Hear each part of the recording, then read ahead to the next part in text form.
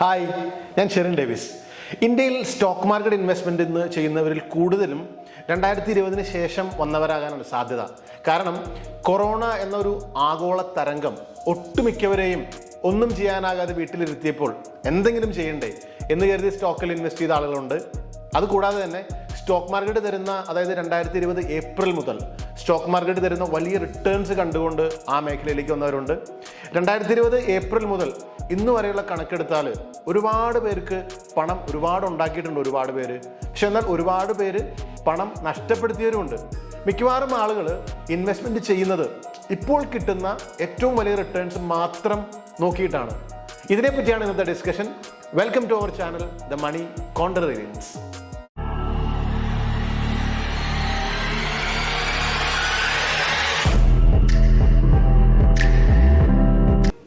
ഈ stock market investment ചെയ്യുന്നവർ അല്ലെങ്കിൽ ട്രേഡ് ചെയ്യുന്നവർ പ്രധാനമായിട്ടും ചെയ്യേണ്ട രണ്ട് കാര്യങ്ങളാണുള്ളത്.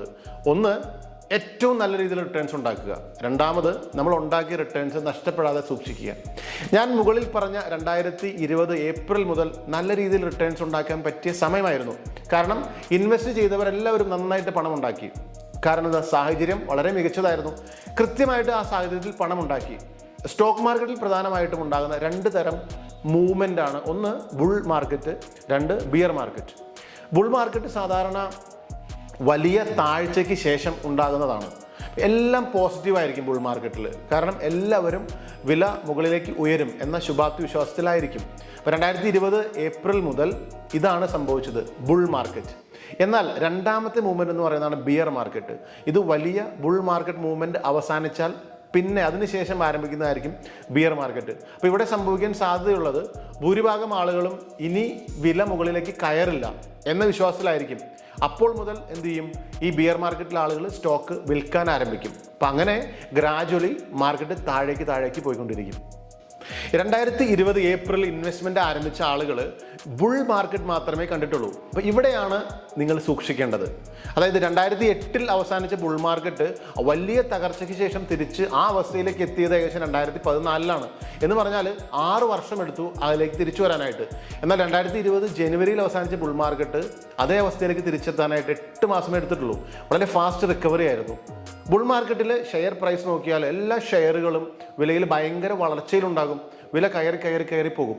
അപ്പോൾ നല്ല സ്ട്രോങ് ഫണ്ടമെന്റൽസ് ഉള്ള കമ്പനികൾ വില കയറുന്നതിലും 10, 20, 30 ഇരട്ടി, ചിലപ്പോൾ ഒരു തലത്തിലും നല്ലതല്ലാത്ത അല്ലെങ്കിൽ തീരെ മോശം കമ്പനികളുടെ വില ഭയങ്കരമായിട്ട് കയറിപ്പോകും.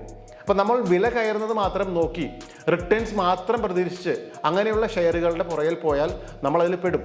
അപ്പോൾ ബുൾ മാർക്കറ്റ് അവസാനിച്ച് കഴിഞ്ഞാൽ പലപ്പോഴും ഇങ്ങനെയുള്ള കമ്പനികളുടെ വില വളരെ പെട്ടെന്ന് താഴ്ന്നു പോകും. അപ്പോൾ ചിലപ്പോൾ ഇൻവെസ്റ്റ് ചെയ്ത വില ചിലപ്പോൾ അതിലും താഴ്ന്നു പോകും. അപ്പോൾ നമുക്ക് തിരിച്ചെടുക്കാൻ പോലും പറ്റാത്ത അവസ്ഥയിലേക്ക് പോകും. അപ്പോൾ ഇങ്ങനെ വിൽക്കാൻ സാധിക്കാത്ത അവസ്ഥയിലേക്ക് വരുന്നതിന് പകരം നമ്മൾ എന്ത് ചെയ്യണം? നമ്മൾ അങ്ങനെയുള്ള ഷെയറിലേക്ക് ഇൻവെസ്റ്റ് ചെയ്യാതിരിക്കുക. അതുകൊണ്ട് കമ്പനിയുടെ ഫണ്ടമെന്റൽസ് ഒന്നും ചെക്ക് ചെയ്യാതെ കൂടുതൽ റിട്ടേൺസ് മാത്രം നോക്കി ഷെയറുകളുടെ പിന്നാലെ പോയാൽ നമുക്ക് വലിയ നഷ്ടങ്ങളുണ്ടാകും. എന്നാൽ നമുക്കിതിന് പരിഹാരത്തിന് എന്ത് ചെയ്യാൻ പറ്റും? അപ്പോൾ നല്ല റിട്ടേൺസ് നമുക്ക് നല്ല സാഹചര്യത്തിൽ ഉണ്ടാക്കി കഴിഞ്ഞാൽ നമ്മളത് നഷ്ടപ്പെടാതിരിക്കാൻ റിസ്ക് കുറഞ്ഞ ഏറ്റവും നല്ല കമ്പനികളുടെ ഷെയറുകളിൽ ഇൻവെസ്റ്റ് ചെയ്യുക. അപ്പോൾ അങ്ങനെ ചെയ്താൽ ബുൾ മാർക്കറ്റ് അവസാനിച്ചാലും നല്ല സ്ട്രോങ് ഫണ്ടമെന്റൽസ് ഉള്ള കമ്പനികൾ താഴേക്ക് പോയാലും തിരിച്ചു വരും എന്നുള്ളതിൽ നമുക്കൊരു സംശയം വേണ്ട. അപ്പോൾ ഇനി റിട്ടേൺസ് മാത്രം നോക്കി ഉണ്ടാക്കിയ പണം കളയണോ, അതോ നല്ല ഷെയറുകൾ കണ്ടുപിടിച്ച് ഉണ്ടാക്കിയ പണം നമ്മൾ സംരക്ഷിക്കാൻ ശ്രമിക്കണോ? ആലോചിക്കുക. We are here to create investment winners. Thank you.